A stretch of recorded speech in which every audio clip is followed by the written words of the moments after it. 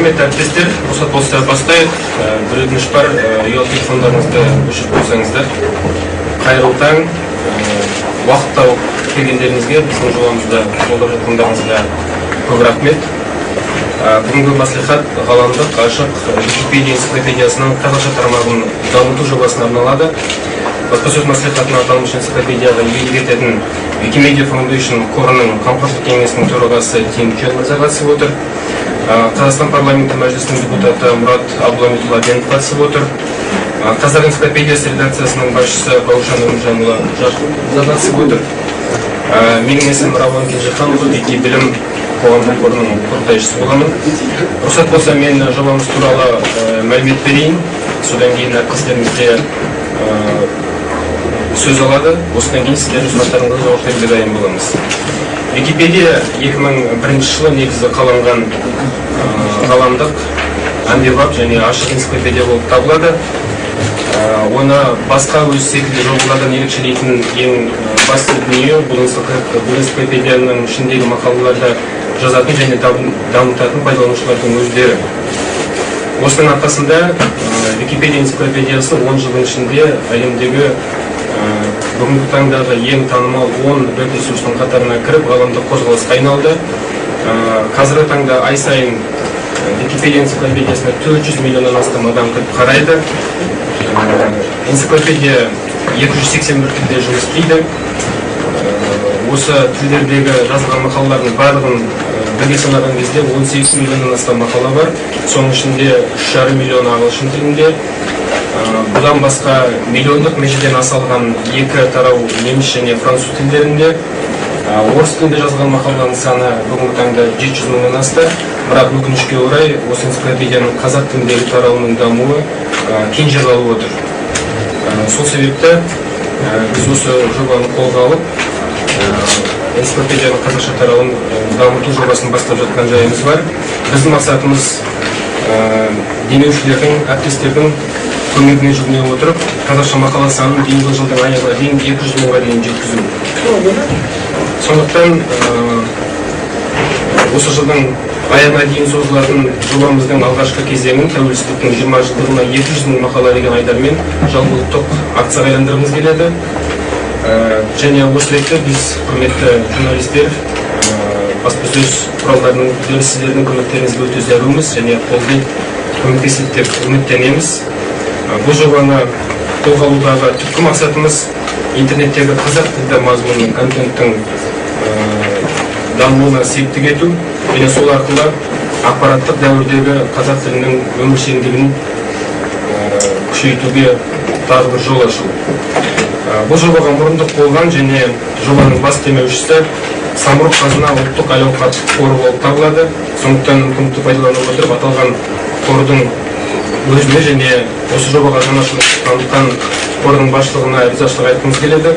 Сондай-ақ жобаның аясында өтетін мақаланың саны және сапасына байланысты мақалаға атсалысатын адамдардың арасында байқаудың демеушісі болуға Nokia компаниясы келісті. Бұл компанияға да рахметіміз шексіз. Сондай-ақ жобаның қазақ тілді контентті дамыту мәселесін көтеріп жүрген және осы жобаны қолдап бүгін арамызда отырған парламент депутаты Мұрат Абеновке рахмет айтқымыз келеді. Сонымен бірге бұл жобаға серіктес ретінде қазақ энциклопедиясы мен Қазконтент акционерлік қоғамы да қатысып отыр. Осы ұйымдарға да рахмет айтқымыз келеді. Және энциклопедияға иелік ететін Америка құрама штаттарында орналасқан Wikimedia Foundation қоры да энциклопедияның қазақ тілді тарауын дамытуға жан-жақты көмек көрсетуге келісіп отыр. Сол себепті де қордың басшысы бүгін арамызда. Рұқсат болса, сөз өзегін осы әріптестерімізге берейік. Mr. Chen. Thank you very much. Thank you very much for your attention. First, I want to thank Kazakhstan to have invited me to here. I'm the first time here in Kazakhstan, the first time here in Central Europe, Central Asia. It is. Ең әуелі барлықтарыңыз келгендеріңіз үшін алғыс айтқым келеді және осы жобаны қолдап қолға алып жатқан Қазақстанға ризашылығымызды білдіргіміз келеді. Biz Қазақстанға ғана емес, Орта Азияға алғаш рет келіп отырмыз. It is a very, very big honor to able to be here. And I think that in no other country of the world we have received so much support from the parliament, from the organizations here, from the companies here. I'm really, very happy to be here. Біз үшін бұл үлкен мерей. Біз жұмыс істеп жатқан елдердің ішінде біздің жобамыз осындай назарға ие болып, мемлекет тарапынан, қоғамдық ұйымдар тарапынан осындай қолдау тауып жатқаны өте сирек. The Wikimedia Foundation is a non-profit, non-government organization. One of our principles is neutrality. We are neutral. We are something in a sort like the Red Cross. Wikimedia Foundation қоры коммерциялық емес ұйым болып табылады. Біздің басты қағидамыз бұл материалдардың және жұмысымыздың бейтараптығы. Және осы қағиданың сақталуына өте мұқият қараймыз. We started 10 years ago, so we have this year our 10 years anniversary. At the moment we are the fourth biggest internet site of the world, counted on the visitor number, and we are the only internet site of the first 50 that is non-commercial and is free and have no advertisement.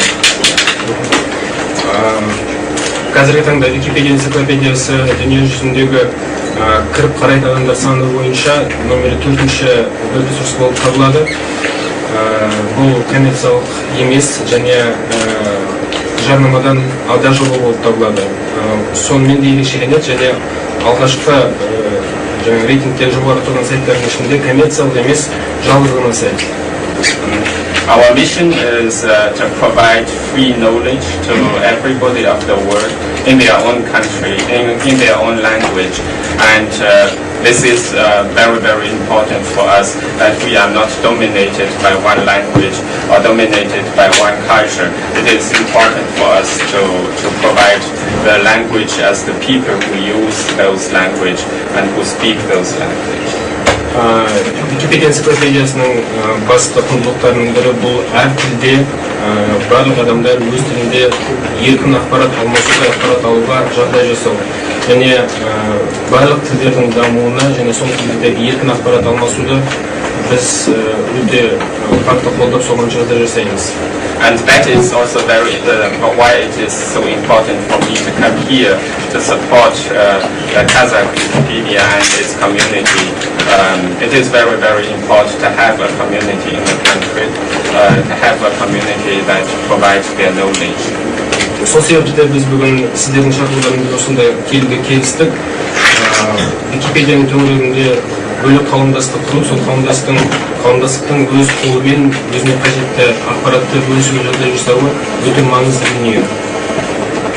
And one last word, the Wikimedia Foundation is its money comes from the donations, mostly come from small donations. It is donations for $5, for $10, for $50, and it is just like how Wikipedia works. People contribute their knowledge a bit here, a bit there, and so this is also the method how the foundation gets its money. Тағы айта кеткім келетін нәрсе бұл Викимедиа қорының және Википедия энциклопедиясының қаражаты жөнінде. Бұл қаражаттың барлығы қолданушылардың, қатардағы пайдаланушылардың жарнасынан келіп жиналады. Жаңа атап өткенімізде бұл коммерциялық емес және кез келген жарнамадан ада жоба болғандықтан бізге қажетті қаражаттың барлығы да пайдаланушылардың жарнасынан жиналады. Ол жарналардың басым бөлігі $5 дейінгі кішкентай жарналар. Again, I'm really very grateful to be able to be here, to see such support here, to see such community here. It is a very big honor for me. Thank you very much. Тағы да ескерткім келеді, бұл жерге шақырылуымыз және осындай қолдау тауып жатқан Қазақстандағы қауымдастықтың жұмысына атсалысу соған көмектесіп жүрген үлкен мерей және мәртебе. Көп рахмет. Олай болатын болса, burada da ilk söz duyursanız. Ал енді мына құрметті жиналған қауым бірінші мына біздің Вики білім қоғам құрылып, осы Википедияға, қазақша Википедияға қатысты жұмыс барлығы бір қолға алынып, осы жүйелі түрде жүргізіп бастап жатқанның барлығы құтты болсын деген келеді. Себебі енді еліміздегі көптеген жақсы игі шаралар жасалып жатыр, оның ішінде индустриялық инновациялық жобалар дейміз. Басқа да экономика жағынан көптеген шаралар атқарылып жатыр, бірақ осы шаралардың барлығы нәтижелі мақсатқа жету үшін бірінші кезекте бізге инвестиция емес, технологиялар емес, ең бірінші бізге білімді, білікті, ақпаратқа қол жететін азаматтар керек, ақпараттық қоғам керек. Ал оны құру үшін міндетті түрде біз технологиялар арқылы әртүрлі білімге қол жетімділік жасауымыз керек. Өкінішке орай барлық мәселе шешілді деп біз айта алмаймыз. Жылдың басында мен осы мәселені парламентте де көтергем. Қазақ тіліндегі Википедияның жағдайы өте нашар. Егер мысалы орыс тілімен салыстыратын болсақ, 100 есе ақпарат кем, сонда біздің қазақ тілімен жұмыс істейтін азаматтардың интернет арқылы Википедияға мысалы кіріп, 100 есе ақпаратты аздау табуға мүмкіншілік бар. Әрине бұл үлкен проблема. Мысалы, алдағы уақытта көптеген жаңа технологиялар, жаңа жобаларды ашып жатырмыз, бірақ біздің азаматтар ақпаратқа қол жетімді болмағаннан кейін әрине көп проблемалар шешілмей қалады. Тек қана мынау жоғары білім емес, оқу орындарында емес, қосымша күндегісі күнде әр азамат өз білімдерін жаңартып отыру керек. Енді Википедияның ерекшелігін жаңа айтылып кетті, ол ашық бүкіл қоғам болып жасаймыз. Енді біздің қазақта жалпы ұғымдарымызда басты бір принциптарымыз бар. Мысалы, көп жасайтын бірлік бар, жерде тірлік бар деген сол себепті мынау Википедияның өзі де ашық. Әр адам өзінің үлесін қосып, ортақ керемет дүние жасайды. Сол себептен бұл бастама өте жақсы болып жатыр. Мемлекет тарапынан, үкімет тарапынан депутаттық сауалға жауап беріп, осыны қолдаймыз деген ой айтылды, бірақ дегенмен де ол мемлекет тарапынан жасалған бір, ал тікелей қоғамдық ұйым құрылып, осы жұмысты бір қолға алған өте керемет нәрсе деп есептеймін. Себебі бұл бірінші кезекте бүкіл қоғамға, ашық қоғамға керек. Сол себептен мынау жалпы осы жұмысқа мен сәттілік тілегім келеді. Енді біз тек қана ақпарат толықтыру емес, толықтыру ұйымдастыруымыз керек. Бүкіл қазір мәдени мұра бойынша жасалған көп дүниелер бар. Энциклопедияның ішінде жасалып жатқан көп дүниелер бар. Ол мемлекет тарапынан қаржы бөлініп, бірақ бүгінгі күні әр жерде жатыр.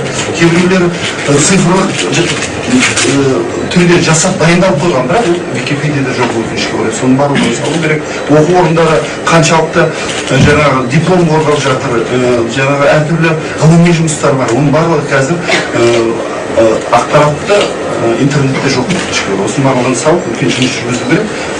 Содан басқа енді парламент тарапынан өздеріңіз білесіздер, бұл Википедия энциклопедиясы өз деңгейінде қызмет атқару үшін заңға да біраз өзгеріс енгізуіміз керек. Оны қазір келісіп, сол мәселені ақылдасып отырмыз. Мысалы, Википедия Creative Commons жобасымен жұмыс істейді. Ол міндетті түрде авторлық құқықтарды қалай сақтау керек, және ашық тегін пайдаланатын мүмкіншіліктер бар, немесе тегін емес түрлері бар. Мысалы, автор оған келісіп, жаңағы өз туындысын салатын болса, ары қарай сондай ашық түрде жасауға